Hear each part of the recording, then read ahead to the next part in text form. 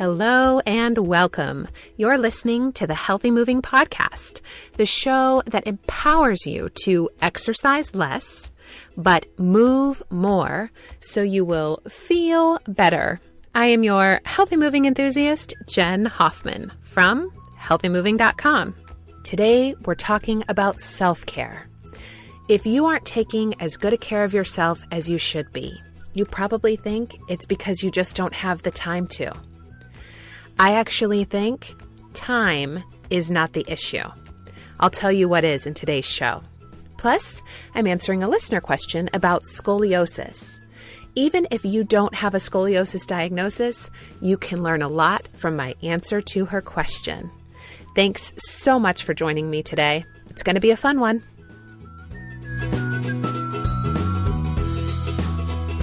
About 10 years ago, I was sitting in a workshop led by one of my favorite yoga teachers and a dear friend, Judith Hanson-Lassiter. She shared a concept from the practice of nonviolent communication that rocked my people-pleasing self to the core. The idea is that you shouldn't do something for someone else that you don't really want to do. She said there's this idea of something called a Duct Index. The Duct Index is that you imagine that pretty much one of the happiest states around is a child feeding ducks. So that's 10 on the Duct Index, as happy as a kid feeding ducks. 1 on the index is not happy at all. She said that she doesn't do anything that doesn't make her at least a 7 on the Duct Index.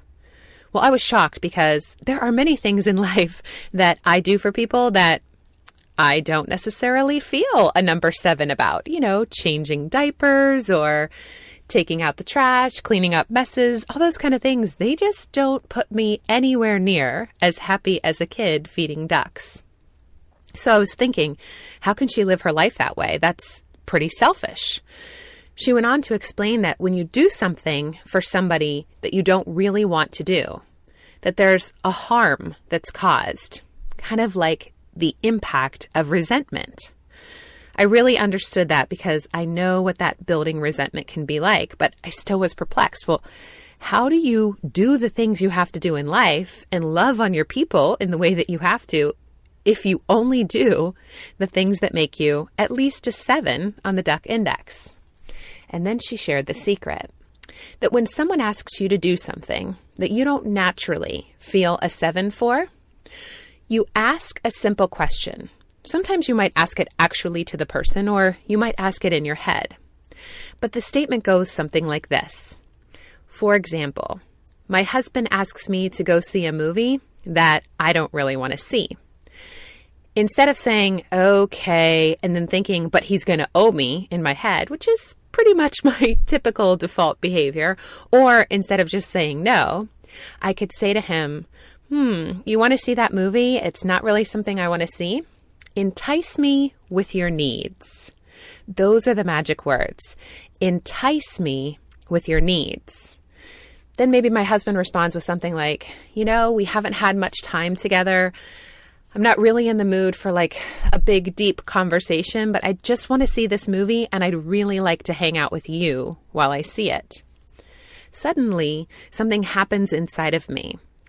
My natural inborn desire to see the movie that was maybe at a 4 or a 5 on the Duct Index just begins to rise. If I'm not yet to a 7, I can say, okay, tell me more. I just need some peace and quiet. Can we just sit together and watch this movie? And the more he talks about why it's important to him, the more my natural joy at doing it begins to rise. Entice me with your needs. Of course, I can't say this to my kids because they don't know, but when I need to do something in a motherly role that isn't necessarily something I naturally feel a 7 about, I begin to think about their need, why they need me, the privilege it is that I get to be these amazing people's moms. And naturally, that kind of resentment that I might have felt in the past melts away, and I feel excited about serving them. This same concept, this same paradigm applies to how we take care of ourselves. You know, I hear from so many people that they don't make time for self-care, that they aren't either moving their body or eating the way they want to or resting the way they know they should, and they just don't have time to. That's the common excuse. I don't have time to take care of myself. But I don't really think that time is the problem. I think it's that it's not high enough on our Duct Index. We don't understand deeply and profoundly the body's need for self-care. And we're oftentimes in a place of kind of battle with ourselves. We resent things about our body. We're not happy with certain things. And so we really don't feel like taking care of ourselves. If we did, it would become a priority, just like all the other things in life that we know, hey, this needs to be done, and so we get it done. Self-care isn't happening because we're at war with our body. And the way to end that battle begins with those words: entice me with your needs.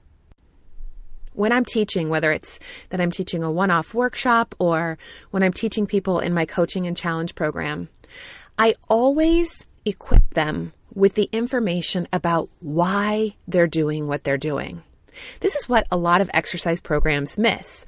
They emphasize this is how you perform the exercise, but they don't really get to the heart of the matter of why you need it. Why is it important? When I share the why behind each and every alignment adjustment that I'm asking people to make or exercise that I'm asking them to fit into their day, I'm helping them to be enticed with their body's needs. Because something happens naturally when you learn what it is that you really need and why. You just instinctually begin to make time and space for that in your life. And how you feel about your body and taking care of it, it moves from, goodness, sometimes a 1 or a 2 on the Duct Index, all the way up to a 7, then maybe an 8. And you're just naturally weaving self-care into the fabric of your life. If your self-care has been lacking, I want to help entice you with your body's needs. I'm teaching a free mini class that will help you kickstart your self-care routine this summer. You can sign up for one of several live sessions at healthymoving.com/free June. That's FREEJUNE.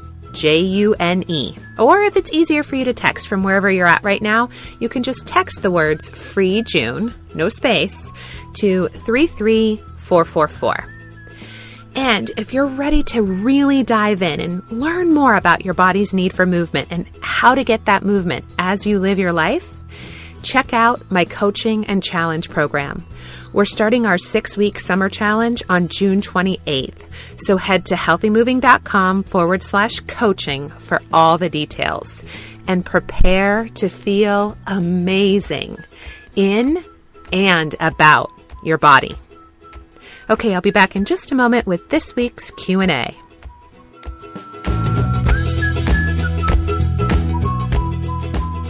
Hello. I have a question about scoliosis and alignment. As someone with scoliosis, alignment is extra hard for me, and I wonder if there are things I can do to be more aware of how my scoliosis affects my alignment, and if alignment is even possible for someone with scoliosis. Just general thoughts and ideas and advice about that would be awesome. Thanks. Bye.